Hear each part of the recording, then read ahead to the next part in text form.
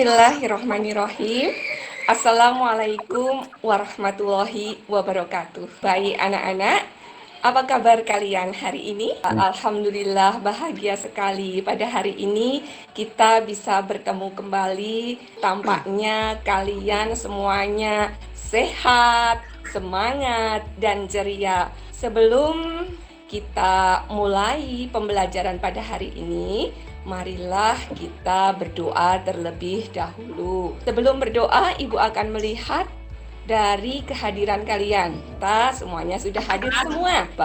Siapa yang tadi pertama kali online itu yang memimpin doa. Setelah kalian belajar pada hari ini, kalian akan bisa menemukan unsur-unsur cerita dengan membuat peta konsep. Yang kedua, setelah kalian menemukan unsur-unsur cerita tersebut, kalian akan bisa membuat sebuah teks dengan bahasa kalian sendiri secara kreatif. Tujuan pembelajaran yang ketiga, kalian akan bisa menyusun dan menuliskan jenis pekerjaan yang terkait dengan sosial budaya di wilayah kalian. Yang keempat, kalian akan mampu menginformasikan dampak pemanfaatan sumber daya alam yang tidak terkontrol secara tepat. Aku akan bertanya pada kalian, apa pekerjaan orang tua kalian? Ada tidak pekerjaan orang tuanya sebagai tukang kayu? Tahu tidak?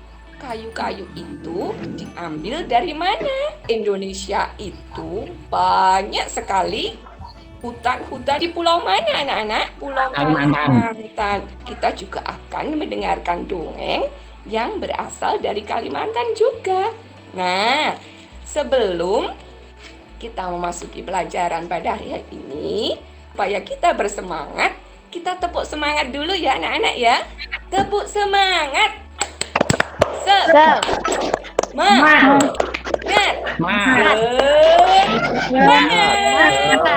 Yuk kita sekarang menyimak dongeng yang berasal dari Kalimantan Barat. Judulnya Tupai dan Ikan Gabus. Ini linknya. Dahulu, hiduplah tupai dan ikan gabus yang bersahabat. Mereka tinggal di sebuah telaga di Kalimantan Barat. Pada suatu hari, tupai mendengar kabar bahwa ikan gabus sakit. Catat hal-hal penting yang ada di dalam dongeng tersebut. Temukan dalam dongeng tersebut yaitu unsur-unsur cerita. Kalian tuliskan di dalam sebuah peta konsep. Apa saja unsur-unsur cerita itu? Tokoh Bu, masih Bu. Apa saja coba Mbak Novi? Di situ ada tokoh, Iya, pinter. Ada tokoh. ada tempatnya. Ya, ada judul, pesan moral, awal cerita, dan yang terakhir, unsur yang terakhir adalah akhir cerita. Coba kalian membuat peta konsep yang isinya adalah unsur-unsur cerita ini. Ini contohnya Bu Guru buatnya seperti ini. Tapi kalian pasti bisa membuat yang lebih kreatif. Kemudian setelah kalian mendengarkan dongeng tupai dan ikan gabus itu, tugas kalian sekarang yaitu menyusun cerita tupai dan ikan gabus dengan kata-kata kalian secara kreatif atau dengan kalimat kalian sendiri.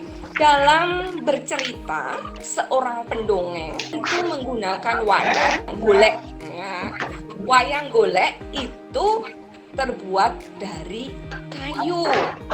Wayang-wayang tersebut dibuat oleh pengrajin kayu. Sumber daya alam yang digunakan oleh tukang kayu tersebut adalah kayu ya. Jelas dari kayu. Dari manakah kayu itu berasal? Tukang kayu mendapatkan bahan baku itu dari pohon yang diambil dari hutan. Nah, salah satu hutan di Indonesia yang sering diambil pohonnya adalah hutan yang ada di Kalimantan. Dahulu, hutan Kalimantan itu sangat lebar dan merupakan paru-paru dunia. Pohon-pohon di hutan Kalimantan itu sekarang semakin berkurang, semakin sedikit.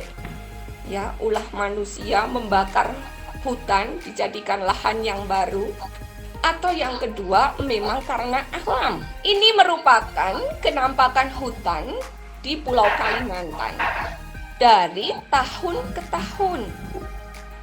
Warna hijau ini menunjukkan banyaknya pohon, sedangkan warna putih ini menunjukkan hutan yang sudah gundul. Di tahun 1950 ini masih banyak sekali yang warnanya hijau, artinya masih banyak pohon-pohon. Tapi coba kalian lihat di tahun 2020 ini, antara warna hijau dan warna putih itu sudah perbandingannya 1:1.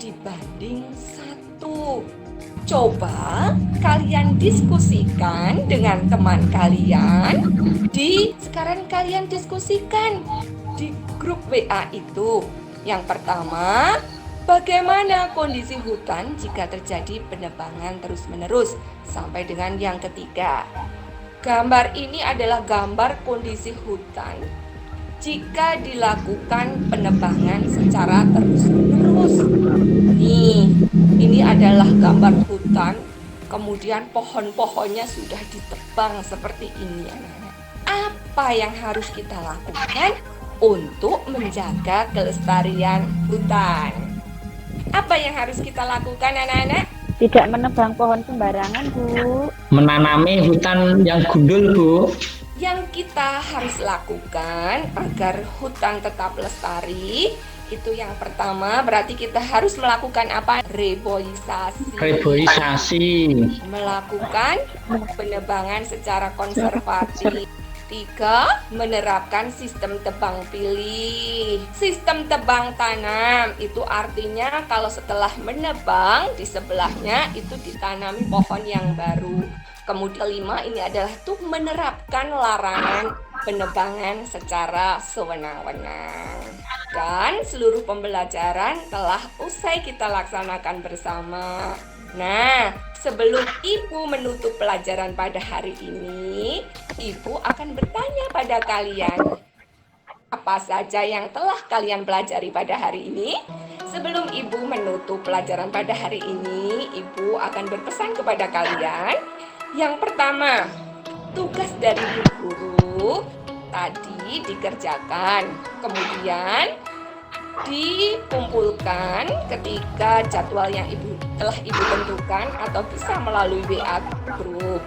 Yang ketiga, tugas dari Ibu seperti biasanya, tugas evaluasi akan Ibu kirimkan link Google Form di WA group, kemudian kalian kerjakan. Apakah sampai di sini ada pertanyaan, anak-anak? Tidak ada, Bu. Tidak ada, Bu. Ada, pinter semua, sudah jelas semuanya ya. Nah, untuk menutup kegiatan pada hari ini, marilah kita tutup dengan berdoa. Demikian pelajaran pada hari ini. Tetap jaga kesehatan, tetap semangat dan ceria. Sampai ketemu di hari berikutnya. Wassalamualaikum warahmatullahi wabarakatuh.